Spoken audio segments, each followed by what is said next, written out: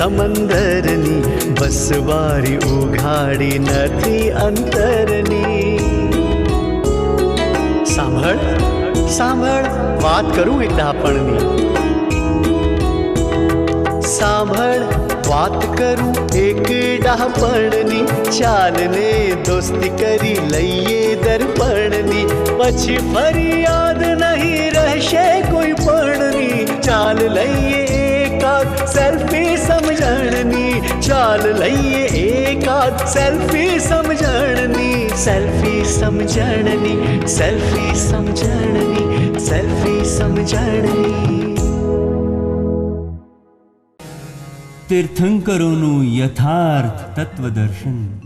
આગલા એપિસોડમાં આપણે શ્રી ધર્મનાથ પ્રભુની દેશનામાં જે 4 કષાયોની વાત સાંભળેલી તેના ઉપર વધારે ફોડ પાડતા પૂજ્ય ડૉક્ટર નીરુબેન અમીન. સચ્ચિદાનંદ, આપ સૌની અંદર બિરાજેલા પરમાત્માને અત્યંત ભક્તિપૂર્વક અભેદ ભાવે નમસ્કાર નમસ્કાર નમસ્કાર.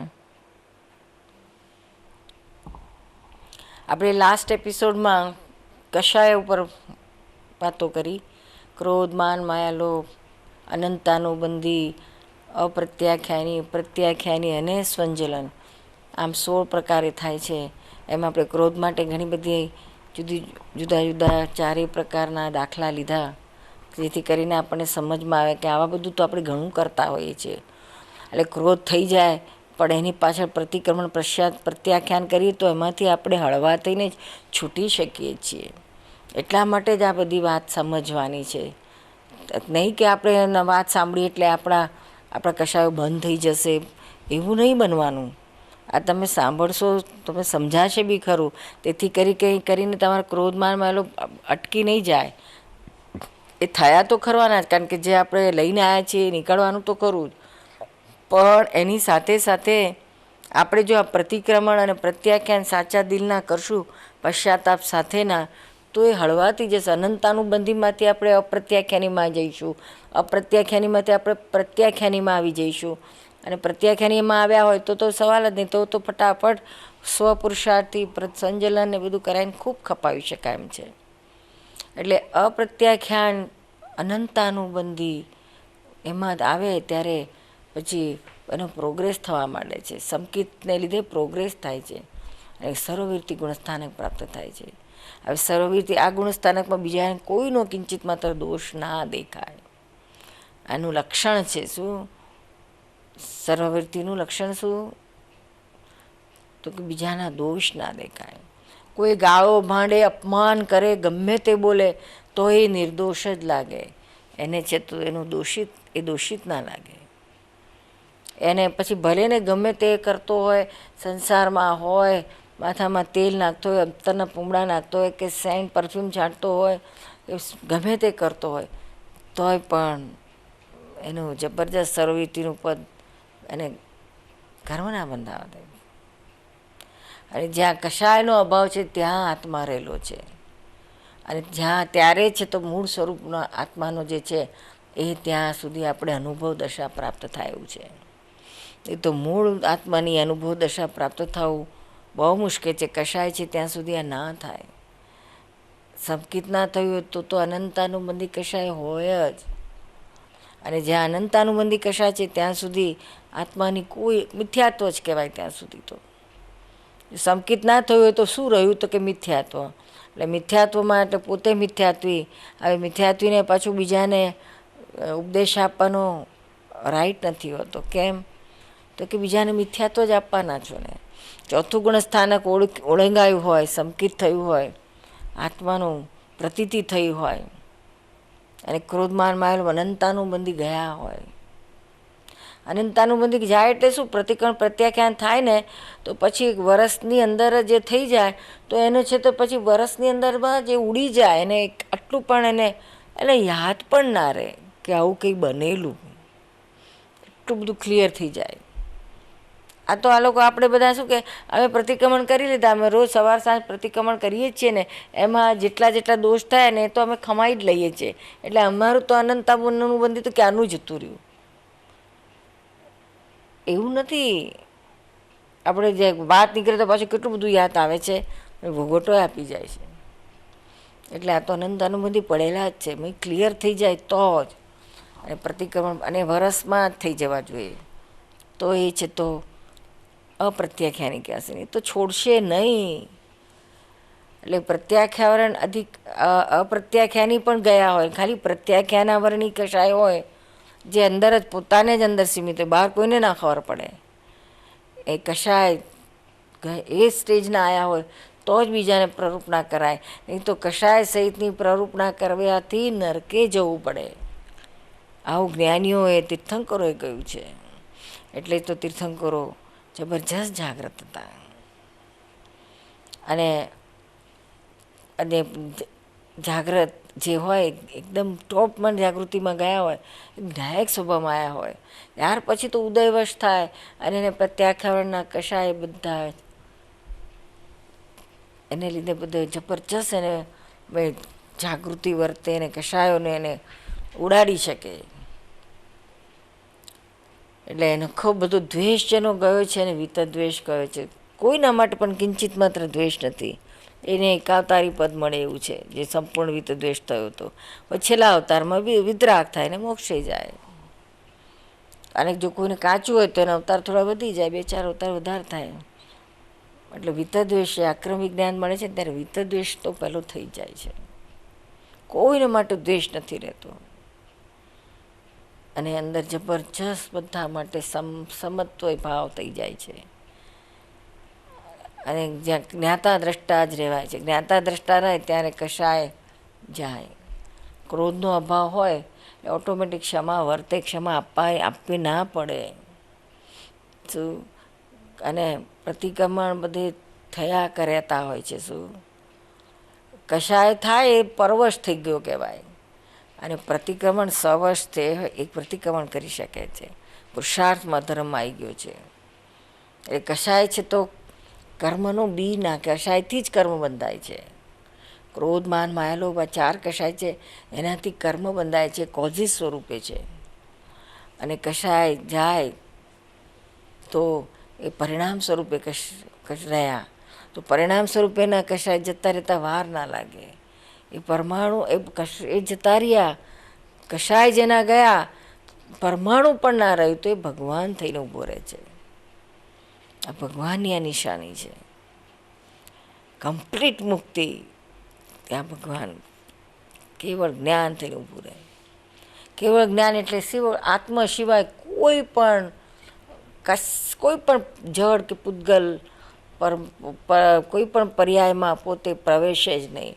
કેવળ આત્મામાં જ સ્થિર હોય અને પોતાના જ્ઞાન સ્વભાવે જ વર્ત્યા કરતો હોય, સ્વાભાવિક વર્તનામાં હોય. સ્વાભાવિક વર્તના એટલે તમામ જ્ઞેયો એના જ્ઞાનમાં ઝળક્યા જ કરે, ઝળક્યા જ કરે, ઝળક્યા જ કરે.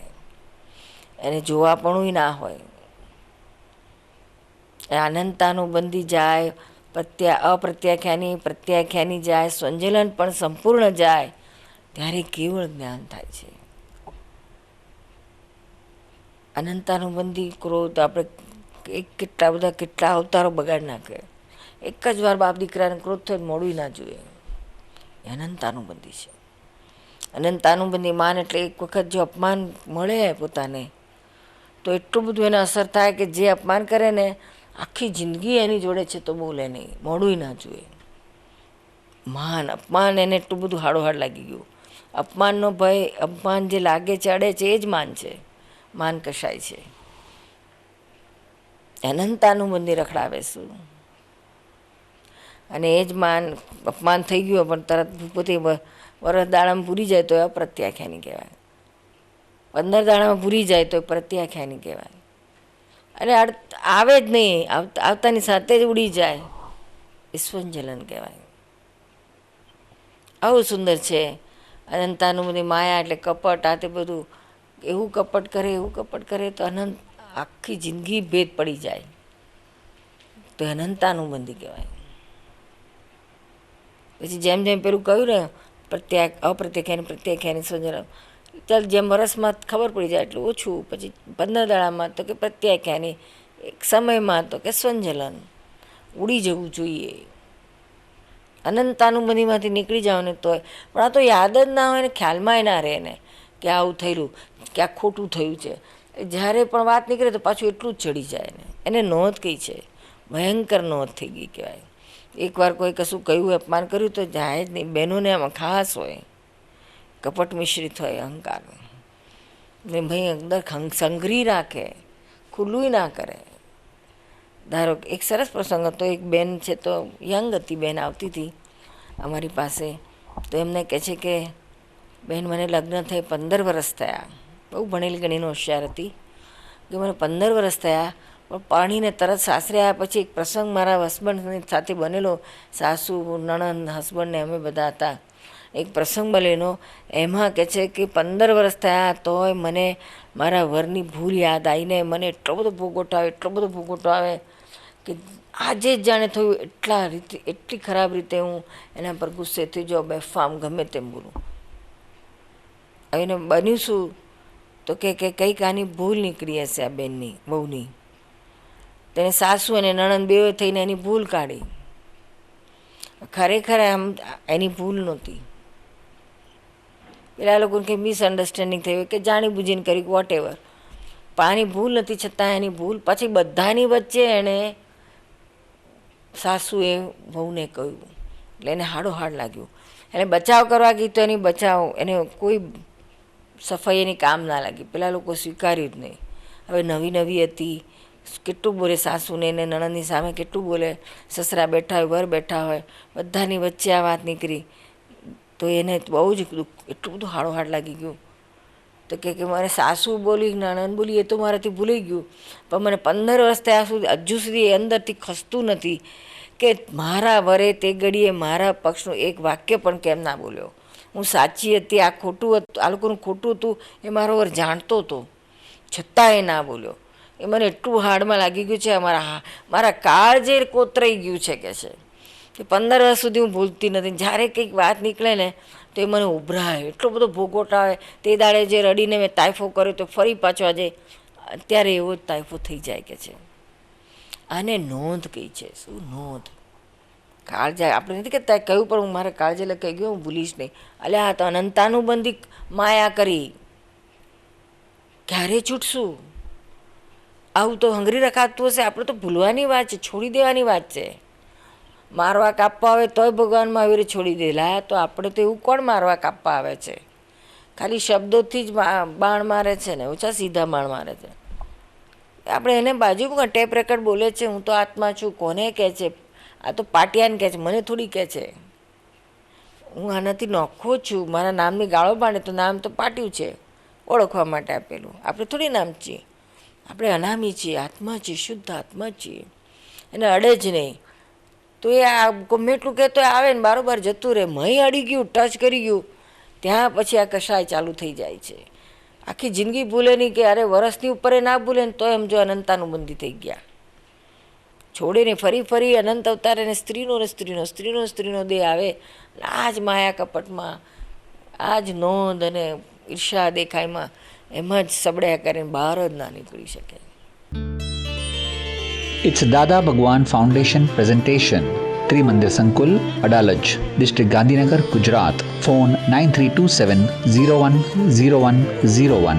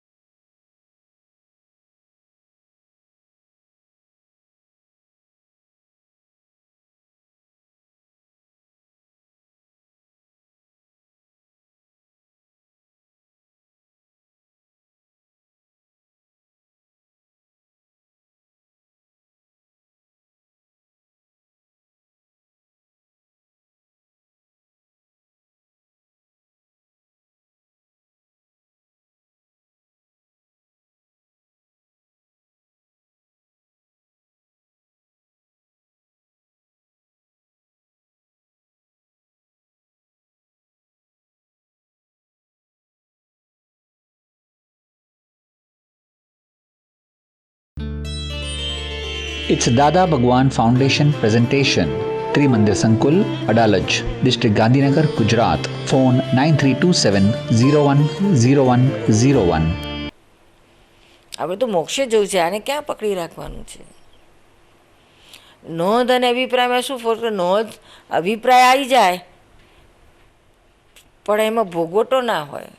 જ્યારે નોંધમાં તો ભોગવટો આવે. તે દાડે જેવો થયેલો ને એવો જ 15 વર્ષે પેલી બહેનને થયું એવો ને એવો ભોગવટો હોય, એવો ને એવો તાઇફો કરી નાખે, રડે કરે, માથું પછાડે, પતિને હેરાન કરી નાખે. આવું તો ઘણાના અનુભવમાં આવ્યું છે, આપણા ઘરમાં જોયું પણ હશે. એ નોંધ છે, કોને નુકસાન કરે છે? પોતાને. પેલાને થોડું દુઃખ થશે પણ વધારે કોને નુકસાન કરે? અનંતાનુબંધી કહેવાય. પછી વરસ દાડા અપ્રત્યાખ્યાની, 15 દાડામાં ભૂલી જાય. પ્રત્યાખ્યાની ઘણી તો બોલે ને તરત જ એને કશું ના હોય તો એ સ્વંજલન શું. નોંધ કરતી વખતે સામાએ મને કર્યું એને કરતાં જબરજસ્ત રીતે જુએ છે, એટલે ખૂબ કર્મો બાંધી ગઈ છે. ખરેખર ભગવાન મહાવીરના ડિક્શનરીમાં તો હું કરું છું, તે કરે છે ને તેઓ કરે છે એ વાત હતી જ નહીં. કરતા જ પોતે થયો કે બીજાને જોયો ત્યાં કર્મ બંધાયા વગર રહેશે જ નહીં. પછી કેવા ભાવે તમે આપણે કરતા જોઈએ છીએ કે કેવા ભાવે આપણે કરતા થઈએ છીએ, એ હિસાબે ક્રોધમાન માયાલોભના બંધનમાં આવાય છે, બંધ પડે છે. આમાંથી ક્યારેય છૂટાય? આત્મા જાણીએ તો છૂટાય કે આ એક જ્ઞાનીની નિશ્રામાં રહી અને આ એક વાત કરીને આખી જિંદગી પૂરી ના થાય એટલું બધી વાત છે. આ કશાયોની આપણી મેં ભરેલો માલ છે, એને ખાલી કરતા જઈએ તો ભાવમાં પતે એવું નથી. પણ જાગ્રત થઈ જવાની જરૂર છે કે આમાંથી છૂટવા જેવું છે. અને જેના માટે સારામાં સારો સહેલો રસ્તો કે પ્રતિક્રમણ પશ્ચાતાપ કરીને છૂટો, બાપા ભાઈ બાપા કરીને માફી માગીને છૂટી જાઓ, નહીં તો ક્યારે પાર આવશે. એક ભાઈ કહેતો, તમને કાલે જ કહેતો હતો કે મારાથી જણને વાતો કે બોલાઈ ગયું, જરાક સામસામે અમારાથી બોલાઈ ગયું. અંદર તો થતું હતું કે આ ખોટું થતું હતું. મેં જ્ઞાન એટલે અંદર એને તરત જ લાઈટ આપે કે આ ખોટું થયું, આ હું ના કરું દે. પછી કહે છે કે ક્રોધ થઈ ગયો, ગમે એમ બોલાઈ ગયું, પણ અંદર ખૂંચ્યા કરતું હતું કે આ ખોટું થયું, આવું ના કરું. હવે અને એની પાસે જઈને માફી માગી આવું એની પાસે જઈને. પણ પેલો અહંકાર ખરો ને તે ઊંચો નીચો થાય. પણ ઊભો થઈને 10 વાર ઊભો થઈને પાછો અહંકાર બેહાડી દે. ના એવું મળે શું કહેવાનું? હવે આ અહંકાર પાછો ચોખ્ખું કરવા ના દે પ્રતિક્રમણ કરીને. પછી કે છે મેં તો હિંમત કરી કે છે આ શું, જ્યારે હોય ત્યારે અહંકારનું ક્યાંક સાંભળ કરું, જ્યારે હોય ત્યારે વચ્ચે ડબડબ કરે અને મને પ્રતિક્રમણ મોડે કરવા ના દે. એટલે કે મેં તો બરાબરનું હેન્ડલ માર્યું અને પુરુષાર્થ કર્યો. ઊભો થઈને એની પાસે જઈને સોરી કહ્યું, માફ કરજે, મારી ભૂલ થઈ ગઈ. તો પેલો સામેથી સોરી કરે, મારી ભૂલ થઈ ગઈ, તારી એકલાની છે, હું હતો જ ને કે છે. તો કે એટલું બધું હળવું ફૂલ થઈ ગયું. એમ તો કહો આપણે કેટલા મૂર્ખ છીએ જો આટલી એક જ શબ્દ સોરી કહીએ અંદર પશ્ચાતાપ સાથે. અમથું સોરી તો બધાને ખબર પડે કે ખાલી કહે છે, પણ મેં પશ્ચાતાપ સાથે. અને મેં આત્મા પરમાત્મા બેઠા છે નમસ્કાર કરીને. તો કેટલું હલકું ફૂલ થઈ જાય છે, સામોય હળવો ફૂલ થઈ જાય છે, આપણે હલવા ફૂલ થઈ જઈએ છીએ. બાકી કેટલાય પ્રતિક્રમણ કરો, પશ્ચાતાપ કરો, પ્રત્યાખ્યાન કરો તો એ થયા જ કરશે. અને એક જ વખત દિલ ખોલીને સામ 1 to 1 કરી નાખે ને તો કેટલું જલ્દી પતી જાય છે. કારણ કે પછી પ્રતિક્રમણ કરવાની જરૂર નથી. મોટું પ્રતિક્રમણ થઈ ગયું 1 to 1. એને માફ કરી દીધું, એને એકબીજાને ત્યાં જ ચોખ્ખું થઈ ગયું. આવતા ભાવની કોઈ પણ નોંધ ના રહી, કોઈ પણ કર્મ ચાર્જ ના થયું. એટલે આવી રીતના હોય છે. શું લોભ પણ એવું જ હોય છે. લોભ તો એટલો ભારે હોય છે, દેખાય નહીં પાછું. જેવું આ કપટે ના દેખાય એવા લોભ પણ ના દેખાય. અને લોભ ના દેખાય એટલે શું થાય? મહિને જ રહ્યા કરે. કઈ રીતના આપણે એને ખાલી કરીએ? ખાલી કરાય જ નહીં. બહુ સૂક્ષ્મ છે લોભ. એટલે લોભ તો છે 12મા ગુણસ્થાનકમાં જાય છે કમ્પ્લીટ.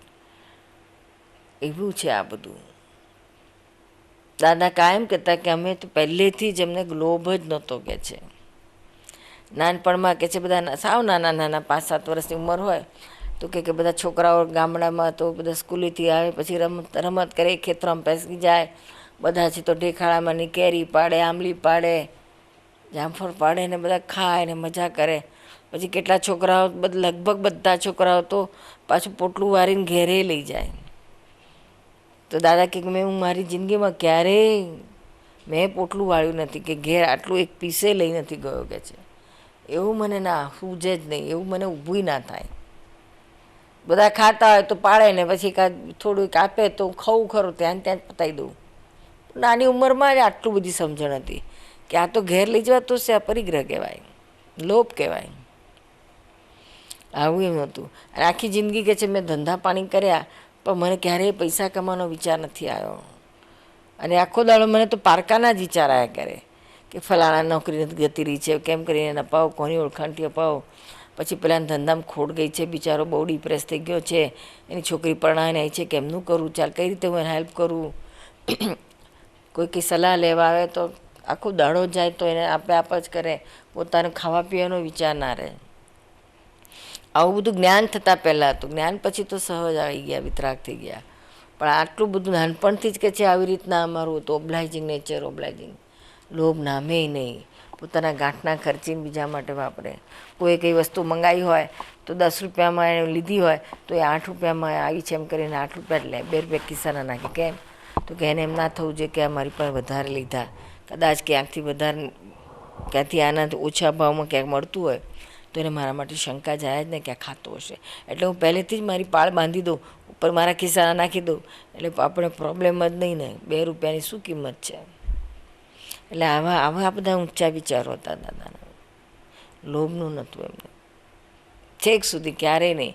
અમે બધા નીરુબેનને દાદાને હંમેશા સાથે સાથે ટ્રાવેલ કરતા હોય, અમેરિકા જાય, ઇંગ્લેન્ડ જઈએ, કેના બધે ફરતા હોઈએ, પણ ક્યારેય એમને પૈસાની ખબર જ ના હોય. એમને પોતાના ધંધાના આવતા હોય, આવે જે કંઈ પ્રોફિટ આવે તે નીરુબેનને આપી દે.